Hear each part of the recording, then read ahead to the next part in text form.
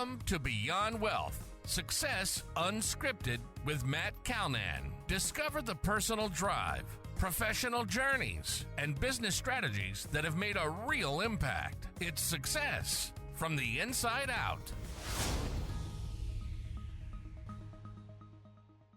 Welcome back to the show, everyone. Today we're chatting with Jacqueline Meeks, a remarkable author and businesswoman dedicated to building relationships and fostering visionary thinking. With 20 years of experience in education, she's worked with diverse learners across various settings, from remote northern communities to urban centers. So Jacqueline, welcome to the show. And why don't you start off by telling us a little bit more about yourself and what you're doing? You bet. I'm very happy to be here today. And so I'm going to give you a little story about where I come from. So I've been in education for a long, long time. But like all of us, life threw me some wrenches, and it's kind of changed where I am now. So I was blessed to be the mom of a little boy with Down syndrome. Did not know a lot about Down syndrome when I got pregnant with him, and we were so excited because we were like, this is going to be our little boy who never we have to worry about a teenager, right? Like, he's going to have attitude. We want him to have attitude, but he's going to sit in the middle and he's going to rat out his siblings, and it's going to be fantastic. What I didn't know is that only about 30% of babies with Down syndrome make it to a live birth.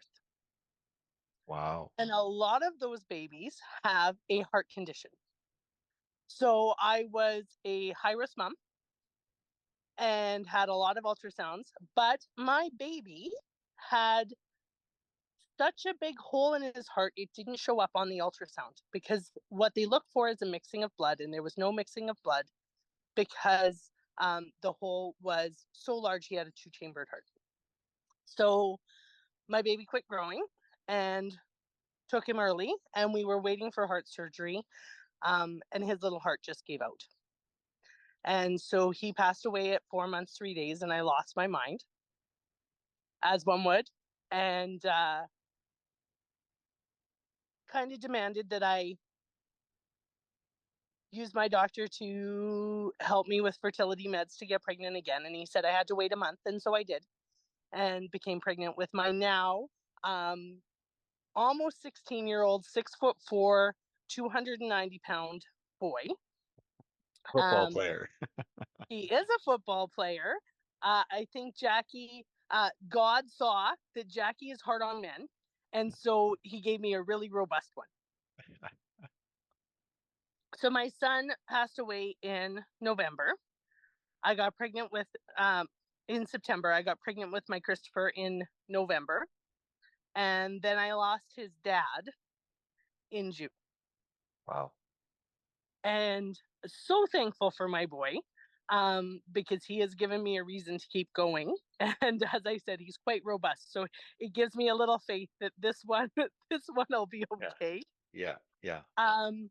But because of that journey, and because I wasn't ready for single momhood, and I've really tried to give my kiddo the life that I wanted him to have, that his dad would have wanted him to have. Mm-hmm. And I've been in education, and mostly special education, deaf children. And what I have found is that there are so many things that aren't explicitly taught that we kind of missed out on learning, that, you know, some of these pieces are uphill battles, or just the information is a little harder to get. Where that has taken me is in learning more about how our financial systems work, learning more about how we can grow slowly and safely, mm-hmm. And how that can take us from, you know, I started out in a little home in Airdrie, and now we've upgraded to a little acreage, and it needs work. I bought a house without any bedrooms because none of the windows had egress, and now it has those. But we're working it up, right? And seeing that kind of wealth grow and teaching our children through our actions and through modeling things and connecting and supporting families, single moms, and understanding, I kind of have to agree that I always feel that the financial sector is a little bit shady. And I kind of feel like, it's full of salesmen, which I didn't like. And how do we make it authentic? How do we make it transparent? How do we empower people to understand it and understand that it's not maybe as shady as you thought, but because we don't understand things, we don't trust things that we don't understand. And working on that education piece for the community as I work through the other things. Yeah. Well, that's you've had a lot come your way, and obviously that must be tough. But I think you see some of the resilience, and hopefully your boy has that resilience built into him now as well because of all of that. He's a pretty awesome kid, and he'll turn out just fine. Yeah. It is, humbling to have to ask for help at times and to struggle to know where to ask for help and to realize at certain times that you're like, oh, this is harder than I thought. Like, now that he's almost 16, I have to say the last year I've said to quite a few moms, I thought toddlers were tough. And toddlers are tough, but they're tough in a very different way. I'm like, teenagers require parenting in a whole different way, and it's exhausting in a whole different way, even when they're fantastic kids, and they are all fantastic kids, even when they're struggling with some stuff. No, really good for you, and that outlook's it's a nice outlook to have and kind of refreshing on that. So you taught for quite a while, is that right, up in Calgary there? Yeah, I've taught all over. So I've taught I started out in South Korea. Oh, wow. And then I came back to Canada after a little stint in Chicago. And then I ended up north in the Nass Valley in British Columbia for a while. And then when I married my husband, and then when he got sick, we moved back to Alberta because the wait list for a transplant, and he needed a kidney transplant in Alberta, in British Columbia, is 6 to 8 years. In Alberta, it's 4 to 6 years. Wow. And the closest, because we were kind of in remote northern British Columbia, the closest place that he could have gone for a dialysis line to be put in and those kind of pieces in British Columbia was 7 hours away from where we were, and we had no family support. Right. So the doctor said, if you were my kids, I tell you to run, don't walk back to Alberta. He said, that's your best bet. Yeah, that makes sense. And were you born in Alberta? Or like you said, you grew up in Airdrie area? I was born and raised on a ranch in southern Alberta. Yeah, we had Herefords and Thoroughbreds and Perchins, and my dad was a pony chariot racer, and we were involved in rodeo and 4-H and all of those things. And Okay. Where in southern Alberta, like near what area? So the home place was near Bicycle. Okay. And then we summered our cattle up in Drayton. Okay. And then now I've bought an acreage near Vulcan, Alberta. And so my kiddo can do some 4-H, which has been phenomenal because I really wanted him to be involved in that. Yeah. He's also done some when he was smaller, before he hit his last growth spurt. We were in Alberta High School Rodeo, but you can guess that at 6'4", 290, it doesn't work so much anymore. Yeah, no doubt. So are you done teaching now? Are you is there other organizations that you're part of in this?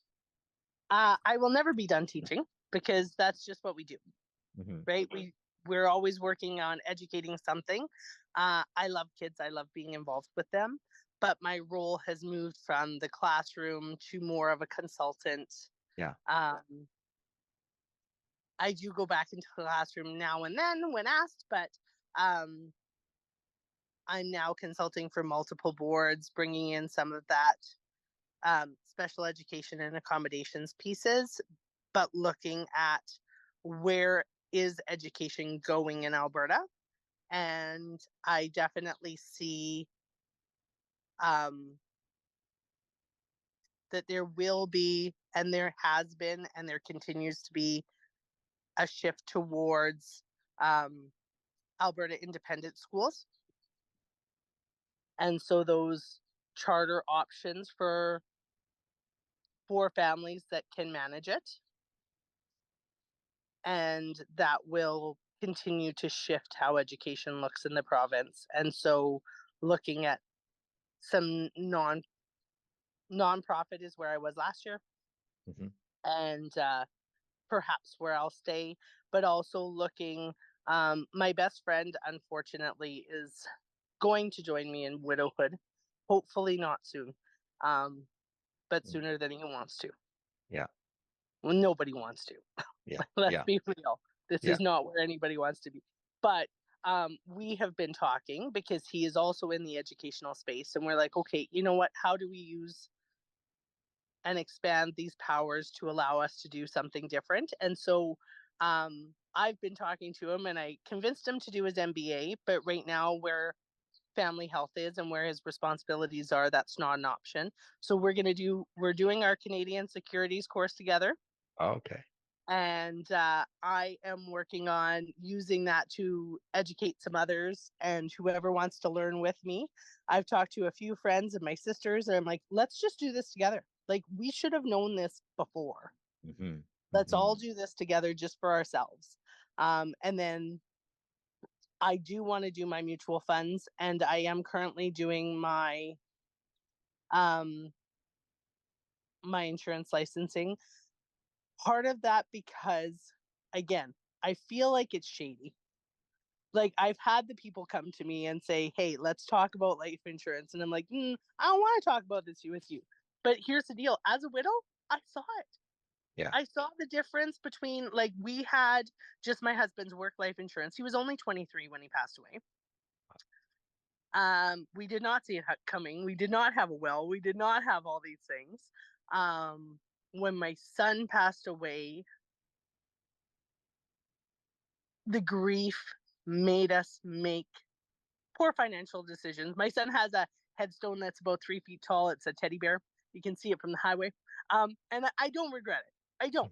But Yeah. was that the best use of $6,500? Probably not. Right. Yeah. Especially when you're young and don't have the money. Right. And then when my husband passed away, quickly after that, funeral homes are lovely with children's funerals in that they, I think they're all pretty standard in that it's at cost. So they don't inflate I see. Yeah. beyond wholesale prices, right? So they're like, this is what we pay for it. That's what the casket's going to be. For adult funerals, it is different. Yeah. And given that, when my husband passed away, I couldn't afford a headstone at the time.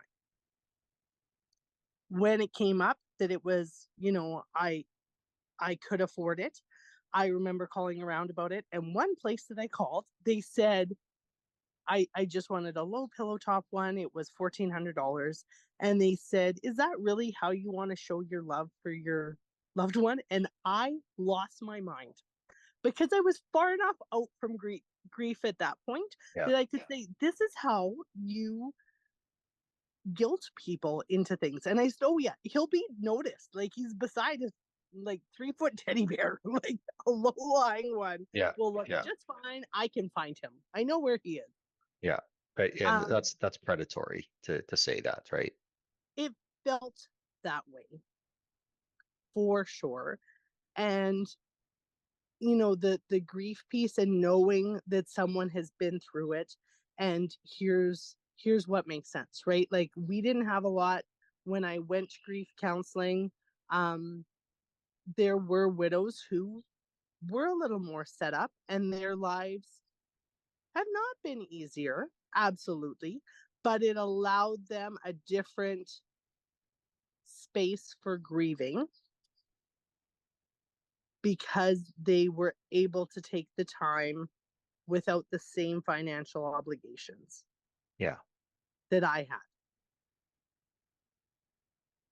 It was still, you know what, the life insurance policy that we had through his work is what bought us our down payment on that house we lived in for the first 14 years of my kiddo's life.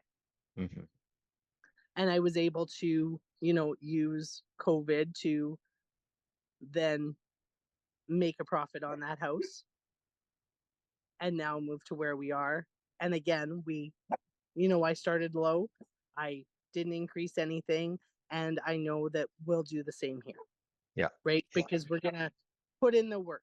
Is it a get rich quick scheme? No, but I think that there has to be somebody who people feel like you get it, you're not lying to me, and makes this kind of transparent so that people aren't feeling like the whole financial sector is sketch and Yeah. is shady, right? Yeah.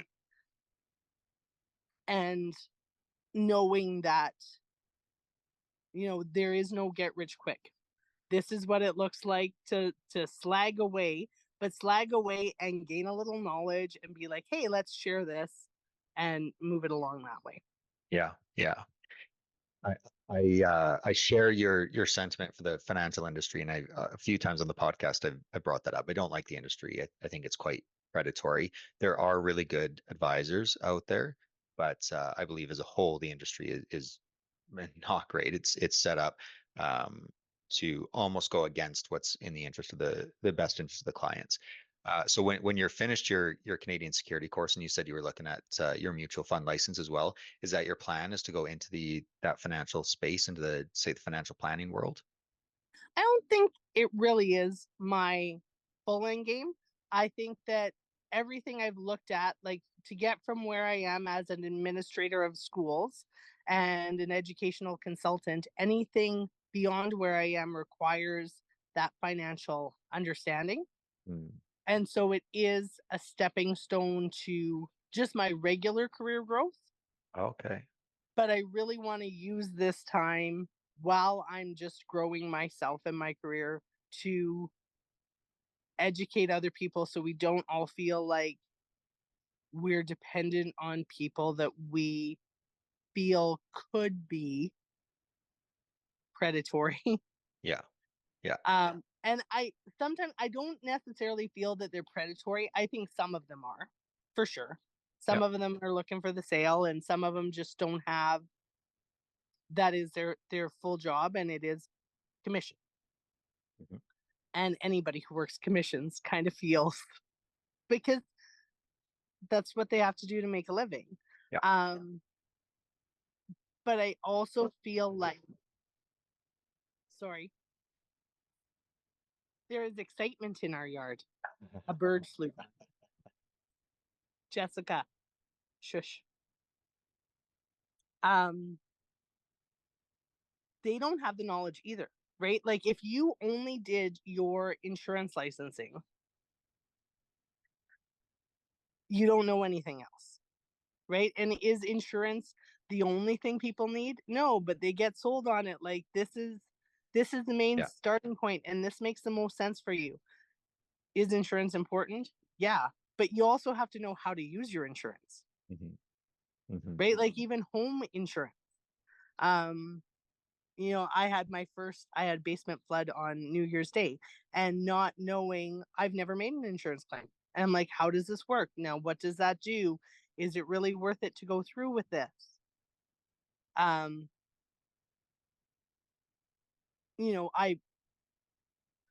it was a weird start to our new year. So on New Year's Eve, we popped a tire and it blew out my back quarter panel on my car.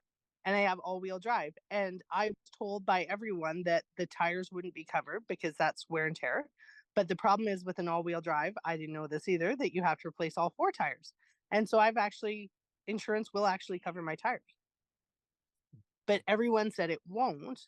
But no one said why. No one said, ask and see. Yeah. Yeah. They just said right? no. They just said, don't even bother. It won't be a part of that.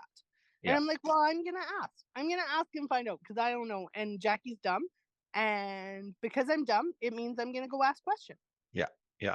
And all of those pieces that we were just never taught how and what to use. You know, my water heater had been what broke, and they're like, oh, you have to pay for a new water heater. Actually, insurance covers that. Oh. Right? Oh, didn't know. They covered Mhm. that, and they have to redo my basement because it had water. But all of those things that don't know. And also I feel like as a single mom, I know it's reality for me, but I also know it's reality for a lot of working parents that we come home from work, we're exhausted. The kids have a sport or two or three, you know, the musical instrument that we have to do practice. Oh, they didn't do their homework. We have to make lunches. We ran out of something. And it feels like we don't have time to do the business of life, which means we have to turn it over to somebody. So then if you turn it over to somebody, you've lost control. And if they didn't have the education that you thought they had. Yeah. Yeah. So how do you see taking the educational components where that you're learning and integrating that into the consulting side with these different boards or schools? So part of it right now for me is that I've connected with those families of my special needs kids, and the piece of, did you know that this fund was out there? You know, here's a list of scholarships that you might not be aware of. Did you know that the government has this funding? Here's the issue is if your student is special needs with a global delay in Alberta Mhm. and you didn't go for guardianship when they turned 16, or that's usually when you can start. Yeah. Um, if you let it go, then and they are not able to manage their own finances, you have lost that ability, because once they turn 18 in Alberta, I am very grateful for this, but once they turn 18 in Alberta, you can't get guardianship over an adult who's functioning. It's Oh, very okay. hard to get guardianship back. So letting people know that these pieces are out there. Did you know that this was here? Would you like to talk about that? You know, people who are, you know, my best friend being in this widow space and feeling like he can say, okay, you know what, I'm terrified of parenting alone. Yeah. And he's like, you know, I don't know how it's gonna look. He's got a teenager who has ADHD, so does mine. And what is that gonna look like? And I said, you're gonna do just fine. And he said, you're doing a great job and you make me look bad even with my wife. He said, what's it gonna look like later? And I said, well, we don't do it because we want to. We do it because we have to. But here's how it can look, and here's how we can support each other, right? Yeah. Yeah. Um, so I think where I'm really pushing is accessibility, knowledge, right? Making sure we're educating people, not gatekeeping any of that information. There is a vibe in education, and I understand it. That's not our role, right? The government has those funds. That's not our role. But Yeah. at the same time, we're educators. And if we know about something, we should tell people. Hmm. Hmm. Yeah, that makes sense. So what do you see And on the, oh, sorry, go ahead. that's okay. I was just going to say, what do you see on the horizon next for yourself? Like what's coming up in the next year or 2 years here? Well, that's where I'm at. So in 2 years, my kiddo is done public school and he's moving Yeah. on to college or university. We don't know where. Um, so that is our venture. And then once he's gone, this place is going to feel a lot different because now, you know, I honestly have been living for my kid. Hmm. And all parents kind of are, even if they have some of those boundaries. Your kids kind of rule your world Yeah. because you got to drive them wherever they've got to go. Yeah. And he still wants me to watch his sports, and I still want to watch, right? So I'm going to enjoy that. um but that's what these 2 years are for me. So the next 2 years are me exploring where I'm going to be, how I'm going to use that time, and the extra money I have from groceries. Like I'm gonna be so rich. You have no idea. Yeah. Like Yeah. 6'4" eats a lot. So Of a full It's meal and gonna then be needs another glorious. meal an hour later, right? Right? So that's going to be a totally different world, and the possibilities are endless. So that's what I'm going to use this time to explore. I'm going to use it to bring people along with me, say, hey, here's what I'm learning. Do you want to learn with me? Do you want to be my study buddy? Let's expand kind of what we know. Mhm. Let's support each other. Let's build that community. Let's not be afraid to ask for help or look dumb or not know things. And then in 2 years, hopefully I'll see a different, you know, where that path leads. But I'm excited, and I think that possibilities are always endless. Yeah, that's great. That's great. If somebody wanted to connect with you or learn more about what you're doing, where would they be able to do that? So I am on LinkedIn. They can also drop me an email. My email is JJMeeks7,